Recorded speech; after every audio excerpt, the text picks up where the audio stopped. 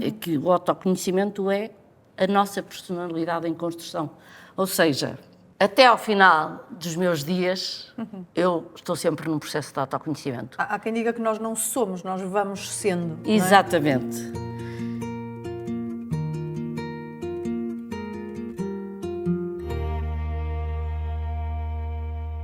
Bem-vindos e bem-vindas a mais um episódio do Princípio Ativo, este podcast que nos convida a refletir sobre a empatia e sobre o seu impacto e influência na saúde e não só.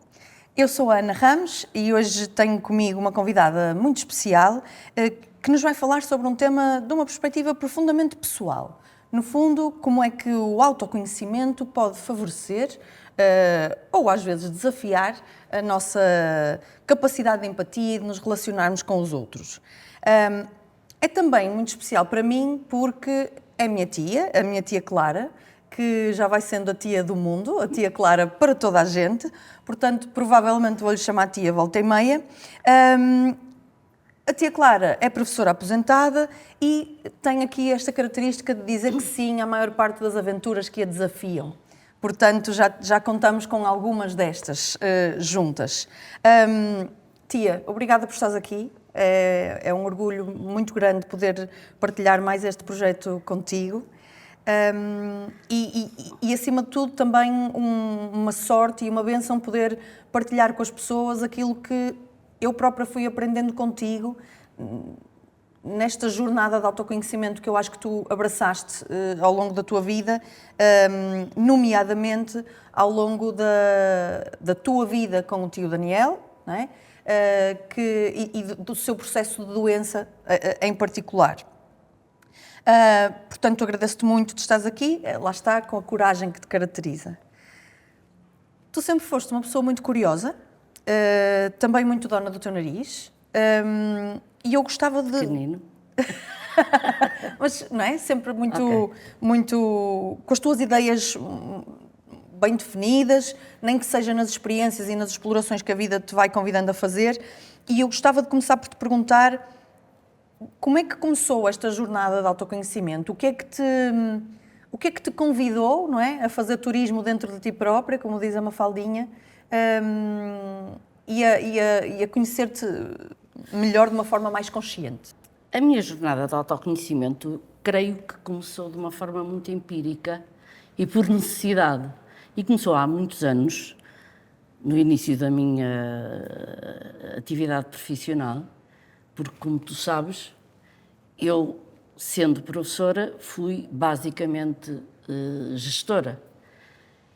E, de facto, enquanto no desempenho desse papel, eu tinha que me ir conhecendo para poder lidar com professores, com alunos, com pais. Isto porque estiveste no Conselho Diretivo. Muitos anos. Eu costumo dizer na brincadeira, eu como gosto de mandar... Exato. Bom, e de facto, foi aí, fazendo assim um bocadinho de análise, que eu acho, e de uma forma completamente empírica, que eu fui tendo necessidade de me conhecer para poder lidar melhor com os outros. Depois, é evidente que tu, uma grande desafiadora, e sempre a propor reflexões, participei em algumas das formações que tu proporcionaste, e aí sim, aí de uma forma muito mais consciente, eu procurei perceber o que era o autoconhecimento e de que forma eu conhecer-me podia lidar melhor com os outros. E sim, eu até botei aqui 3 coisinhas que tirei daquele famoso livro que tu me deste, e que fazem todo o sentido para mim. É que o autoconhecimento é a nossa personalidade em construção. Ou seja, até ao final dos meus dias, eu estou sempre num processo de autoconhecimento. Há quem diga que nós não somos, nós vamos sendo. Exatamente. Não é? Depois, há aqui uma outra dimensão muito importante, que o autoconhecimento é um processo de comunicação com o outro. Para além daquilo que eu conheço sobre mim, aquilo que eu conheço sobre mim através dos olhos dos outros faz para mim todo sentido. Faz o mesmo sentido mesmo, porque a forma como as pessoas reagem comigo depois também me faz refletir o que é que eu fiz ou o que é que eu não fiz, não é? Às vezes magoa, outras vezes não, não é? Pronto. Depois também é um processo de autocontrole enorme, que é muito bom. Claro. E nesse espelho, não sei se concordas, nesse espelho que os outros nos dão, ou na observação desses espelhos, também nos vamos questionando o que é que eu faria, quando é que eu já reagi assim, não é? Sim. E até, porque é que eu reagi assim? Exatamente. Pronto. E pronto, e sendo assim, eu acho que o autoconhecimento é interior e também é uma abertura para... Nós somos seres humanos, seres sociais e, portanto, temos que estar sempre a interagir uns com os outros. Certíssimo, não é? É quase como é impossível não vivermos experiências que nos tragam autoconhecimento, só que sem a consciência e a reflexão sobre isso, não integramos, não é? Não, sim, e não esse é um processo mais tardio. Claro. Mas, de todo modo, foi talvez o salto qualitativo maior que eu dei na minha vida. Embora recentemente, porque acho que sou outra pessoa. Costuma-se dizer, as pessoas nunca mudam e mais não sei o quê, não sei o que mais. Não é verdade. A sua essência mantém-se, mas as pessoas adaptam-se e podem melhorar. Sem dúvida nenhuma. E é curioso isto, assistindo, não é? Felizmente temos uma vida próxima, não é? E vou podendo assistir. Sim. Ou seja, não só tu tens a necessidade de compreender as coisas, não é? Sim. E vais ler, e vês documentários, e vês filmes, Sim. E comentas e refletes, e depois dessa compreensão fazes experiências. Faço autoanálise. Exatamente. Sem dúvida nenhuma. E isso é um processo de crescimento. Claro. E eu sinto-me melhor. Claro. E acho que é corajoso.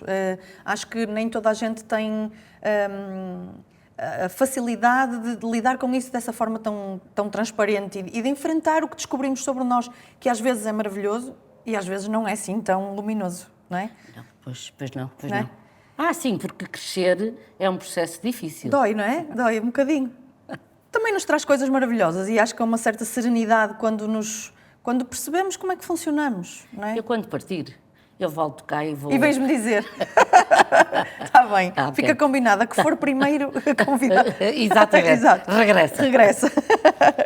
E olha, nesse processo de análise e olhando para trás, que impacto é que tu achas que o autoconhecimento, essa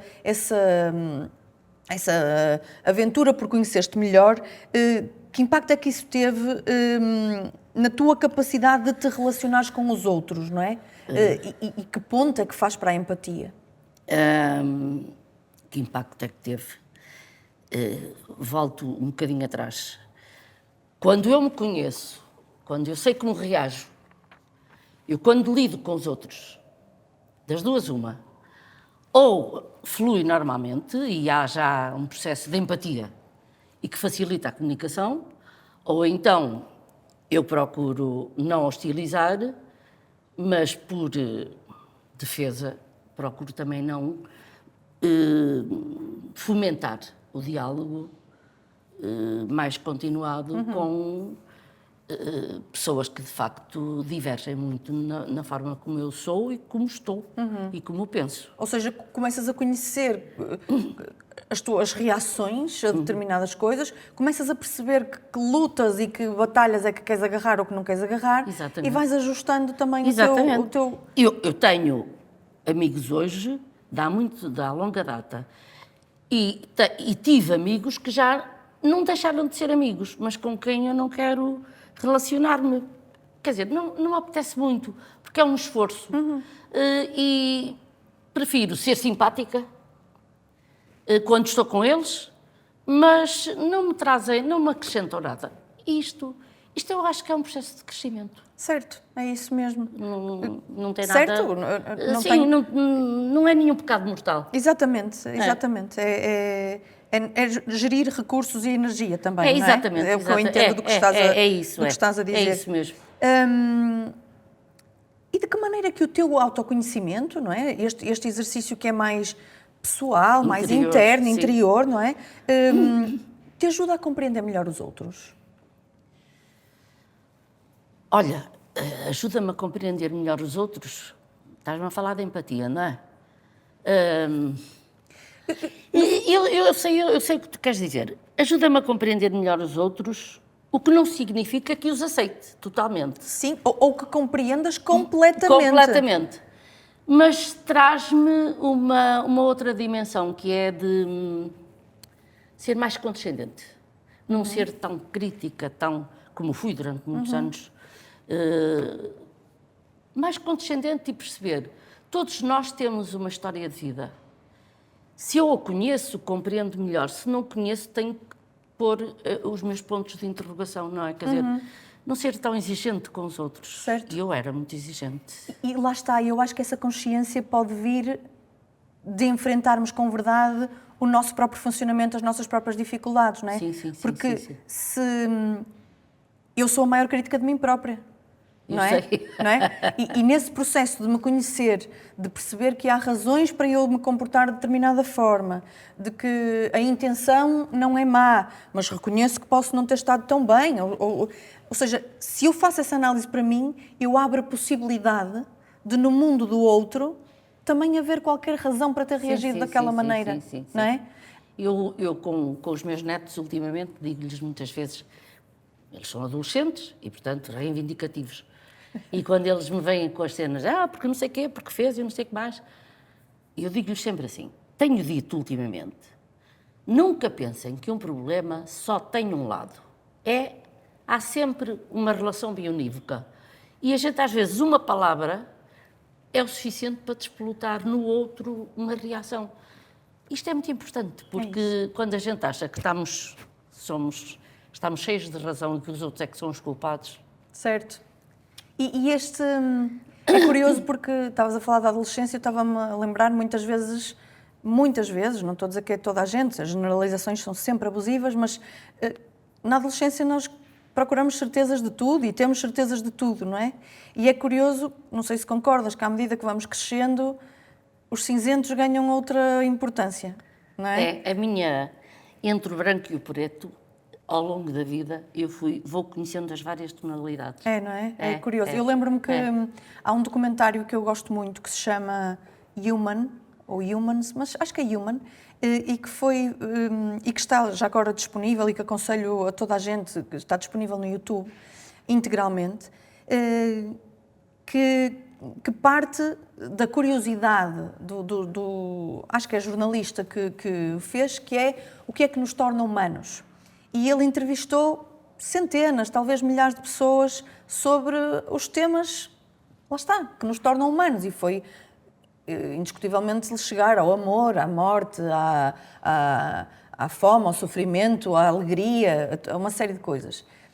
E há um excerto em particular que eu acho que cabe muito bem no tema que estamos a falar, que é do Leonard, que é um jovem que está preso condenado à morte. E que ele diz qualquer coisa do estilo. Eu aprendi, durante a minha vida, os meus pais, principalmente o meu pai, mostrava-me amor batendo-me com fios elétricos. Então eu cresci a acreditar que o amor se media pela quantidade de sofrimento que alguém poderia suportar por nós. A dada altura, foi preso porque matou uma mulher e a sua filha e pronto, foi preso, não é? E ele explica que descobriu o que era verdadeiramente o amor quando a mãe da vítima e a avó o começou a ir visitar à prisão, frequentemente, a dizer-lhe que ele era um ser humano, que poderia transformar-se. Ou seja, que ele descobriu o amor numa presença absolutamente inesperada. E esse excerto eu lembro-me que me fez muito pensar, também muito instigada pela Academia de Líderes Ubuntu, onde eu tomei conhecimento com este excerto, de que nós podemos efetivamente empatizar, não é? Porque eu consigo compreender, não é? Aquele homem infligiu muito sofrimento a duas pessoas porque cresceu a acreditar que o amor era medido assim. Fez-me perceber que nós não precisamos de concordar para empatizar, não é? Para compreender a experiência do outro lado. Mesmo não concordando com o que ele fez, lá está, não, ele tinha que estar preso, ele cometeu um crime. embora eu consiga entender pelas suas emoções e pelas suas necessidades quais foram as circunstâncias que o levaram àquela situação, consigo empatizar com o seu sentir e com o seu sofrimento, ponto, mas tem que ser castigado na mesma. Então, a empatia e o autoconhecimento andam aqui de mãos dadas e permitem-me aceder à experiência do outro, dentro das limitações de eu sou eu e o outro é o outro. Claro, claro. Não, e há aqui assim um outro aspecto que é que muitas vezes nós só conhecemos a parte mais superficial do outro. E isso faz com que leva-nos à tentação de o interpretar à luz do que nós somos. E cada um de nós carrega uma história, às vezes brutal, e o desconhecimento dessa história leva-nos a julgamentos, às vezes menos fidedignos. E isso já o Freud dizia, não é? Nós só conhecemos uma parte de nós e o inconsciente é muito maior do que o consciente. Se isso acontece connosco, quanto mais com os outros, não é? Porque ainda menos acedemos do outro lado, não é? Sem dúvida. E estava aqui a ouvir-te e a pensar, nesta conversa já aconteceu uma pequena divergência sem que ninguém se tenha percebido. Porque, por exemplo, tu disseste, eu aprendi a ser mais condescendente. Sim. E eu entendi perfeitamente o que querias dizer, não é? A não ser tão crítica, a não ser tão... Sim. Para mim, a palavra condescendente causa-me uma certa urticária, porque associo a paternalismo. Estás a ver? Sim. E estas descobertas só acontecem quando se conversa. Pois, porque se fosse uma coisa em que nós não estivéssemos a interagir, tu não tinhas a oportunidade de clarificar. Prolongar. Exatamente. Não é? Sim. E ter consciência disto fez-me, no momento em que tu disseste condescendente, eu pensei, não gosto de nada, depois, mas calma, isto tem outro significado neste contexto. Exatamente. E este é um exercício que parece fácil, mas não é. Não sei se concordas. Ou pelo menos não é imediato. É um exercício, eu se calhar vou aplicar um termo um bocadinho estranho, de caridade. Caridade no sentido de amor ao outro. É de generoso, não é? É, de generoso. É. Agora, isto é um exercício difícil. É exigente. É exigente, também concordo. E a gente às vezes não está muito preparada. Mas só por pensar nele, exatamente, já é um passinho à frente. Concordo. E como dissemos na tua apresentação, tu viveste uma vida inteira ao lado do tio Daniel e lá está, se a nossa relação connosco é exigente, a relação com os outros também e em tonalidades diferentes, e acompanhaste-o mesmo em situações muito exigentes do ponto de vista da sua saúde, da vossa dinâmica familiar, etc. Isto porque a dada altura percebemos que o tio Daniel tinha um cancro no pâncreas, não é? Queres contextualizar um bocadinho como é que foi, como é que vocês souberam, como é que reagiram a isso? Que o tio também não é uma pessoa, não é uma pessoa muito típica na forma de lidar com... Não é? Felizmente. Descobrimos da manhã para a noite. Pelos vistos ele achava que tinha uma infecção urinária e pediu ao irmão, que é médico, olha, e andava a tomar uns antibióticos sem que eu soubesse. E um dia de manhã estávamos ao pé um do outro e eu olhei para ele e disse, tu estás a ficar amarelo. E diz ele, lá estás tu com a mania das doenças. Eu disse, não, mas olha que tu estás a ficar amarelo. Está bem. Estávamos em Arganil. A gente resolve depois. Claro que eu fiquei preocupada e telefonei à hora do almoço para o irmão e escondi-me para falar com o irmão e disse, é isto assim, eu acho que o teu irmão está a ficar amarelo. Então venham para cima, que a gente vai ao hospital e mais não sei o quê. E desliguei o telefone. E ele, como um rato, não é? Então o que é que disse o meu irmão? Eu disse, olha, disse para irmos para cima. Mas se queres saber, telefona-lhe. Não, nada disso. Vamos amanhã, isto não há de ser grave e não sei o quê. Foi a sorte dele. Porque mesmo assim conseguiu, durante 5 anos, ter uma boa qualidade de vida. Porque, passado 3 dias, ele já estava a ser consultado e a perceber que estava com um carcinoma. Não era no pâncreas, era no tubo que sai do fígado para o duodeno. E sim. E lá fomos. E fomos convivendo com uma nova situação. E foi muito importante que isto tivesse acontecido, até para eu crescer interiormente. Com o Daniel, que perante... Toda a vida foi assim. Perante uma adversidade, ele dizia assim, o que é que eu posso fazer para sair dela. Isto é uma mais-valia para quem vive com uma pessoa assim, embora às vezes me apetecesse bater-lhe, que ele era um bocado chato, mas pronto. Mas foi o companheiro que eu escolhi e eu fui a companheira que ele escolheu.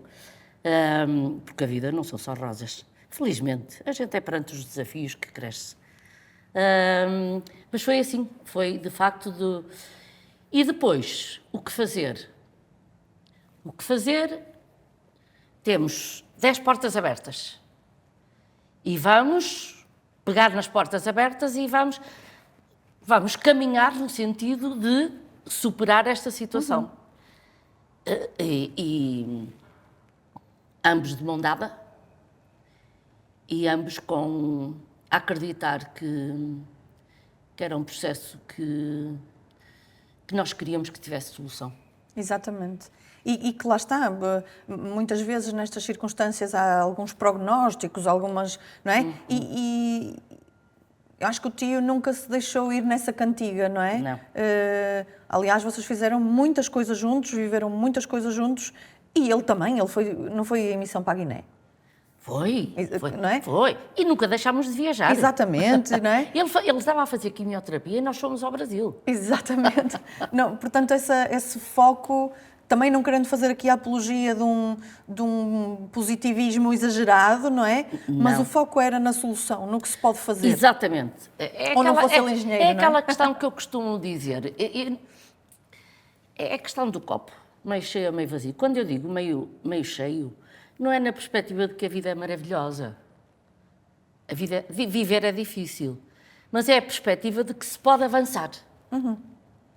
E quando eu vejo o copo meio vazio, é a perspectiva de que eu estou a afundar. E nesse aspecto o tio foi ótimo. Foi ótimo. Olha, foi ótimo a forma como ele reagiu perante a doença dele, a forma como eu interagi com a doença dele e como eu cresci com a doença dele. A questão, por exemplo, da morte é uma questão sobre a qual eu penso muito ultimamente. Primeiro, porque já estou do fim do resto para o fim, mas a não ter medo, não ter tanto medo. Eu não quero partir já. Mas esta coisa de nós não encararmos de frente que somos seres finitos, dá-me cá uma raiva. Palavra de honra. Tu costumas dizer que todos nós estamos muito preparados para o nascer nascimento. E para a morte ninguém fala sobre isso. Embora agora se fale um bocadinho mais. E a doença do tio também me levou a outra coisa, que foi a querer aprofundar mais, conhecer melhor, até do ponto de vista de outras experiências e de outras reflexões sobre a questão da partida. E se calhar por isso... o Daniel partiu em janeiro, não é? Eu falo disto com alguma leveza. Não porque eu não tenha saudades, tenho muitas saudades dele. Todos os dias o vejo porque ele está ao pé está na mesa de cabeceira. Eu fiz uma coisa quando ele morreu. No dia seguinte voltei para a cama onde não dormíamos por causa da doença. Logo. E sinto-me muito bem. E olho todos os dias para a fotografia dele e digo, seu malandro, vá lá, toca daí de cima a ajudar-me. E isto não é para tornar as coisas mais leves, é porque ele me ensinou, com a doença dele, que nós não lucramos nada, tornando as coisas muito mais difíceis. Sim. É. Sim. E nós temos essa comparação também, não é? Porque... acompanhamos quer o meu pai, quer o tio, e os dois com doenças muito complicadas, com atitudes muito diferentes relativamente à doença, e aqui zero julgamento sobre quem é que está certo, quem é que está errado, Claro. Porque lá está, cada um de nós tem a sua bagagem, a sua história, mas efetivamente, lá está, há que respeitar a pessoa nas suas condições, sendo que pode ser mais... O tio ensinou-me que pode ser mais leve, não é? Sim. E é curioso, tu usas a expressão do copo meio cheio, meio vazio. Mais uma vez, nesse documentário que eu gosto muito, há outro excerto em que uma personagem diz para o avô, a propósito da morte da avó, diz assim, como é que tu consegues ver o copo sempre meio cheio? E que o avô lhe disse, sabes, eu acho que não é uma questão de ver o copo meio cheio ou meio vazio, é que a vida é um bonito copo. E eu acho que o tio trouxe isso, não é? Sim, sim, Ou sim, seja, sim, sim. não é que tenha que ser o copo meio cheio de vai tudo correr bem, vamos Claro, sempre ter claro. água para sempre. Muito felizes, não é? muito felizes, muito felizes. Mas Não, a não, vida não, é não. bonita nas condições que temos, que às vezes são difíceis, não é?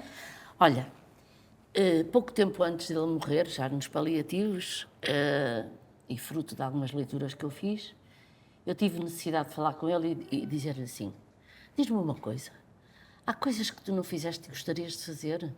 Há coisas que tu não disseste e gostarias de ter dito? Sabes o que é que ele me respondeu? Eu acho que disse tudo aquilo que precisava de dizer. Não me lembro de nada que tenha ficado por dizer. Houve uma coisa que eu não fiz. Eu disse: o que é que tu não fizeste? Não fui com os nossos netos fazer um veleiro, andar num veleiro. Eu disse: olha, comigo não contes. Aquele veleiro não. Mas vou fazer um cruzeiro. Já está feito. Já está feito. Pois é, que bom, que bom. Pronto. Que bom. São estas... É assim, vamos cá ver. Isto pode parecer tudo tão bonito, tudo tão belo, tudo tão suave. Mas tudo isto é carregado de sofrimento, de saudade, de lágrimas. Houve muitas vezes que eu me fui abaixo com ele, à frente dele. Mas, se nós temos que acabar, o ideal é acabar com alguma tranquilidade. Sim. E sabes que eu acho que a empatia também é isso, porque repara, que estranho seria se perante o teu melhor amigo, o teu companheiro de vida, Sim, sim. tu estivesses só fresca e airosa. Ai, credo, Não é? não, pelo amor Ou de Deus. seja, numa situação Pois, destas, pois, ou seja, pois. partilhar com ele o doloroso que é, Aham, não é? aham. Assistir às perdas que ele foi tendo. Sim, sim, não é? sim, sim. É verdade. É que durante 10 meses ele passou de ser andante a um ser completamente incapacitado. Exatamente. Mas isso nunca me trouxe sofrimento. Eu não sei onde é que fui buscar as forças. Mas eu nunca precisei de ninguém para o pôr na cadeira de rodas, para o tirar da cadeira de rodas, para ir para o IPO, para não sei o quê. Nunca me retirou energia. Porque eu não estava a fazer por sacrifício. Isso pode fazer quer dizer, toda a diferença. Era assim, ele só me dizia assim: tu não adoeças, porque eu preciso de ti.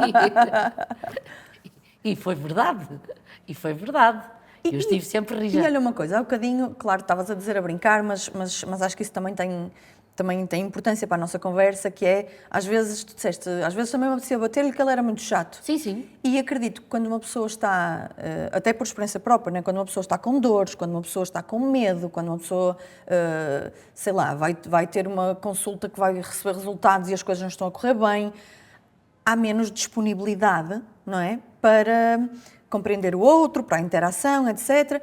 E acredito que em alguns momentos possas ter sentido que isso tudo que fazias com amor podia ser ou desqualificado, ou não visto, ou invisível, sei lá. Lembro-me, por exemplo, quando se perde o paladar a comida não sabe a nada e parece que... Ou está salgada, ou ou e eu a cozinhar com tanto esforço. Sim, sim, sim. Até porque tu tens essa característica de cuidar das pessoas através do que cozinhas. Da comida.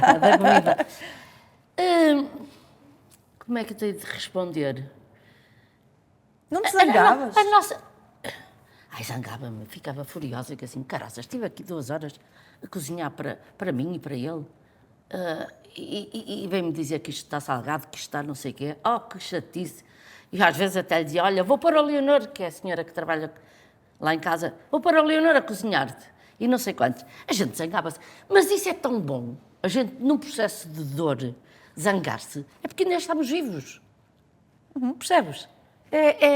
Porque nos importamos, Pois. não é? Viver é também regar, é zangar-se, é rir, é viajar. É tanta Certo. coisa. E também ter a humildade, às vezes, de passada a complicação maior, não é? Sei lá, falando de mim, quando eu estava com muitas dores, eu às vezes tenho noção que podia ser mais agressiva ou mais bruta. E ele era. Claro, lhe doía, claro. não é? E depois, passando esse momento, assim, malta, desculpem, não é? E depois passei a antecipar. E ele uma vez pediu-me desculpa, sabes? Sim. E eu disse, tu nunca mais me vais pedir desculpa. Porque eu não faço isto por obrigação. Eu faço isto porque tu és o meu companheiro. E eu tenho a certeza que se isto fosse ao contrário, tu também fazias por mim. Não me cozinhavas, porque eu sei que tu não sabes, mas também fazias por mim. Portanto, isto não é um dever. Certo. Isto é o resultado de uma relação sadia. Com altos e baixos. Com certeza, claro. Mas esse reconhecimento também é importante. Eu entendo o que queres dizer, mas também é importante, não é? A pessoa dizer assim, olha, se calhar abusei. Não, é importante, faz bem ao ego. Isso, sim. Sim, mas eu dispensava, com ele dispensava. Ok. Olha, e outra coisa que é, quando nós acompanhamos alguém que gostamos muito num processo difícil, não é? E que, mesmo que consigamos viver com leveza, sabemos a dada altura que as coisas terão, lá está, nós todos vamos morrer e podem não correr bem. Nós imagino que queiramos respeitar a vontade da outra pessoa, não é? O que é que quer fazer, o que é que quer decidir, como quer fazer as coisas. Mas também, lá está, ego, personalidade, muitos anos em conjunto, também temos as nossas opiniões sobre como é que se deveriam fazer as coisas. Eu tinha uma vontade acerca daquilo que eu gostaria que o meu pai fizesse, não é? E depois, mais tarde, quando eu me senti também pior, compreendi muitas das respostas que ele me deu, mas que na altura eu não estava capaz de ver. Como é que se respeita a vontade da outra pessoa, mesmo quando se tem um palpite, uma opinião acerca do que se deveria fazer? Como é que se respeita? Questionando o porquê das coisas, porque é que tu queres assim, porque é que tu não queres assim. Eu, neste exato momento, estou a pensar que, por exemplo, nós falamos sobre o ritual da morte. Embora o ritual dele fosse oposto ao meu, eu disse, far-se-á aquilo que tu entenderes. Eu, por exemplo, não me apetecia nada divulgar. Mas ele dizia ao contrário. Eu acho que os meus amigos têm direito a saber que eu parti porque eles gostaram de mim e podem querer estar comigo na hora da partida. E eu, ok, respeitei, não é? Não tomei a iniciativa, deleguei nos filhos, disse, tratem lá dessa coisa e tal. Porque ele era diferente de mim, porque é que eu havia de impor as minhas ideias sobre determinado facto quando ele tinha ideias diferentes. Isto é uma questão de respeito. Certo. Foi tranquilo. E interessante essa ideia de perguntar abertamente, não é? Sim. Ou seja, sim. Lá está, em vez de assumir, porque Sim. Às vezes também é um assunto que se fala tão pouco, que se tem tantas sensibilidades, que pronto, então vou assumir, olha, depois não vou perguntar, porque isso pode ferir, não quero falar sobre isso. Parece-me que a tua perspectiva é que é salutar conversar sobre as coisas, não é? Nem que tu estejas a conversar com as lágrimas a correrem-te pela cara abaixo. Porque isso traz-te um alívio interior enorme. Não é alívio nem é desculpabilizar. Tu tiveste a oportunidade de conversar com o outro sobre coisas que tu tinhas que enfrentar. Claro. E que para o outro também, imagino que dê alguma segurança, não é? Ou seja, saber que foi ouvido, que a sua vontade vai... Ele deixou de falar dia e meio antes de partir. Até lá, conversávamos sobre as coisas mais corriqueiras do mundo. Até sobre o cãozinho, sobre o Filipe.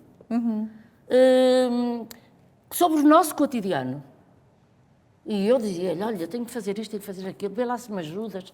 E ele dizia, lá estás tu, és uma info excluída. Quer dizer, nós tentámos até ao último momento, enquanto ele esteve consciente, sabendo que ele estava doente, viver. Com noutro enquadramento. Certo. E mesmo quando não é, os últimos tempos do tio, o tio esteve internado nos cuidados paliativos. Um mês. E sentes que os serviços, nomeadamente esse, que tinha em consideração também a vontade do doente, da família, que a empatia fazia parte das competências e das preocupações daqueles profissionais? Como é que... Eu, a esse nível, tenho uma experiência muito interessante. Eu lidei mais com a parte da enfermagem. Ok. Com o médico conhecia-o, claro, e até o procurei algumas vezes, quando já estava com mais dúvidas. Eu acho que o médico era muito mais reativo, quer dizer, não era tão espontâneo.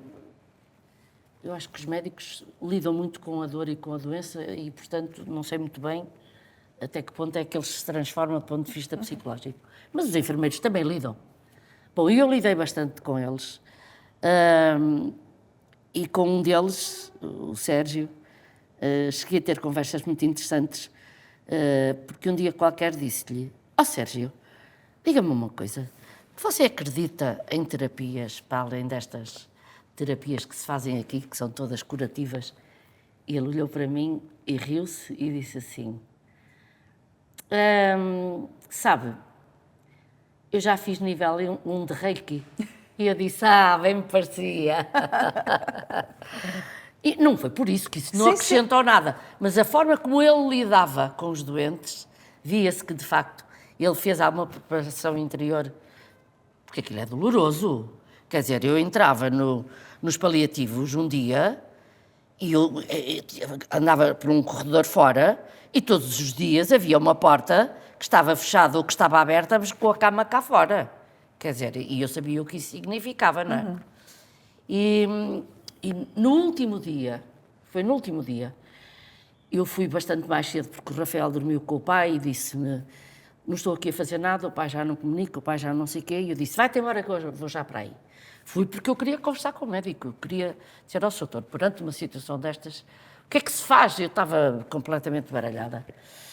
E eles levaram-me lá para uma sala, o enfermeiro e o médico levaram-me lá para uma sala e eu chorei, e eu disse o que queria e o que não queria, disse tudo, mas eles foram amorosos.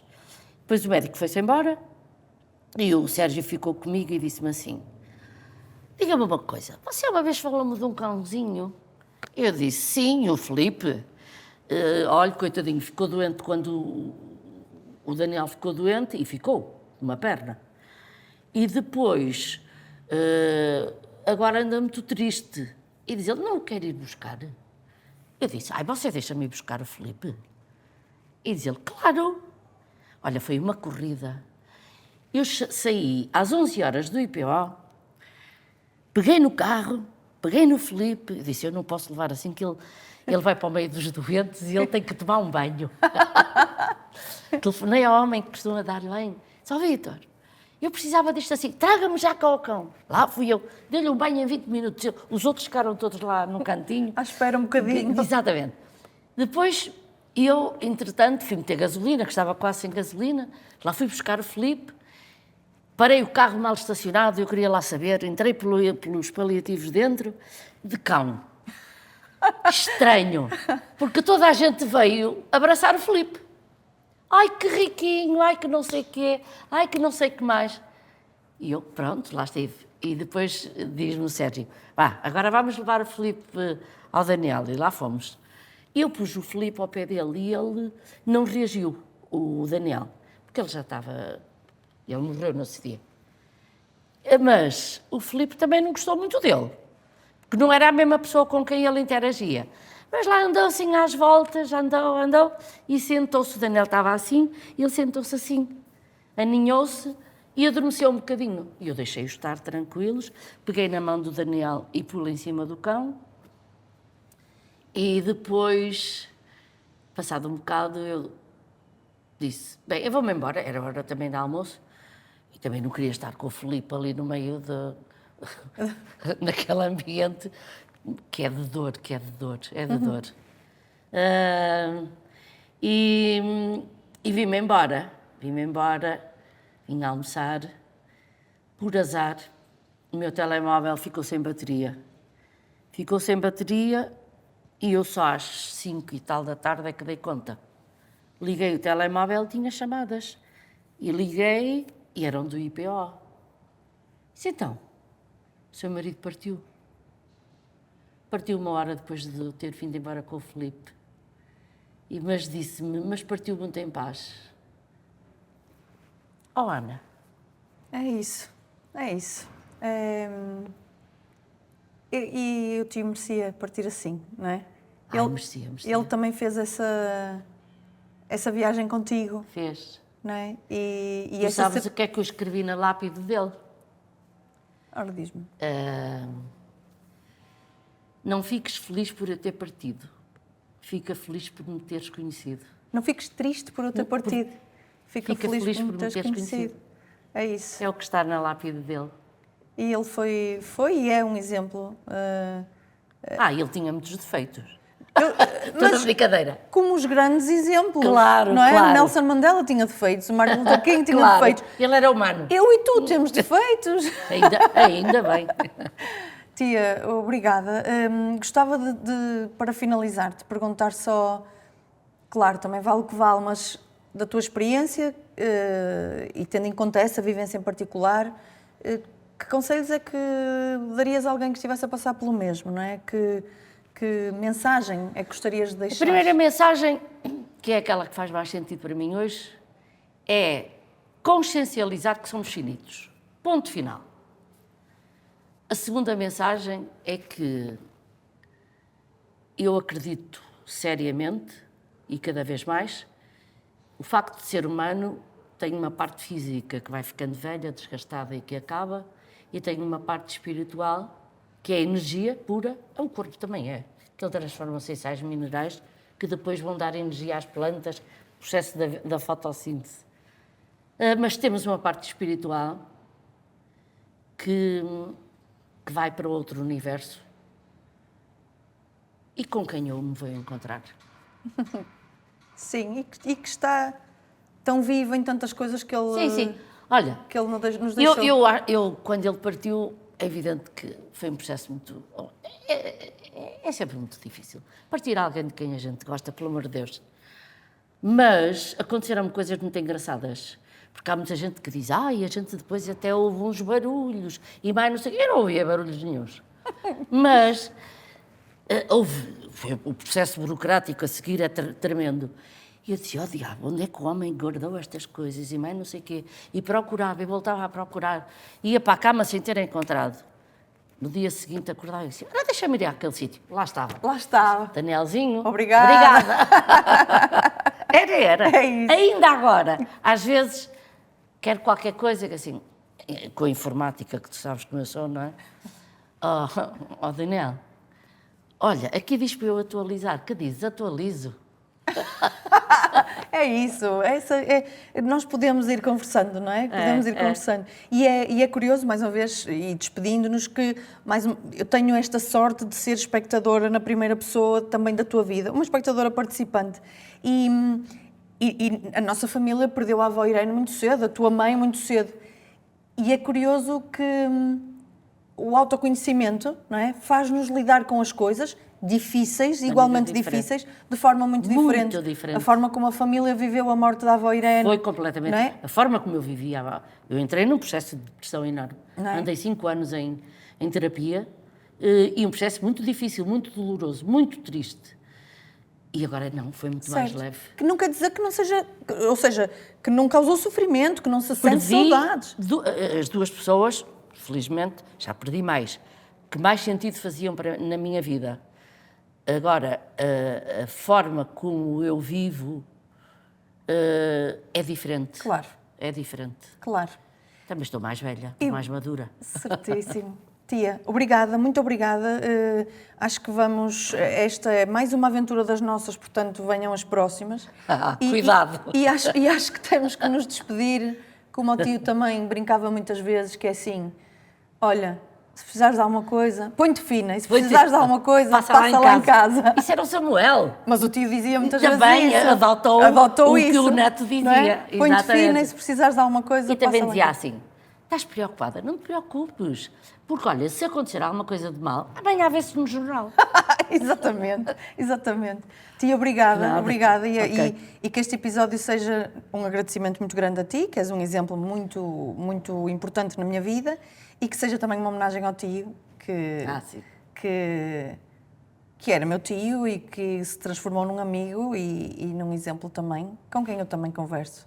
Por isso também digo, Danielzinho, ajuda-me aqui nisto. Exatamente. Ontem tive boas notícias. Exatamente. Tia, obrigadíssimo. Nada. Esperamos que esta conversa tenha sido boa, útil, inspiradora, que tenha sido tão especial como foi para mim conversar com a tia Clara. Se isto vos fez sentido, partilhem e até ao próximo Princípio Ativo.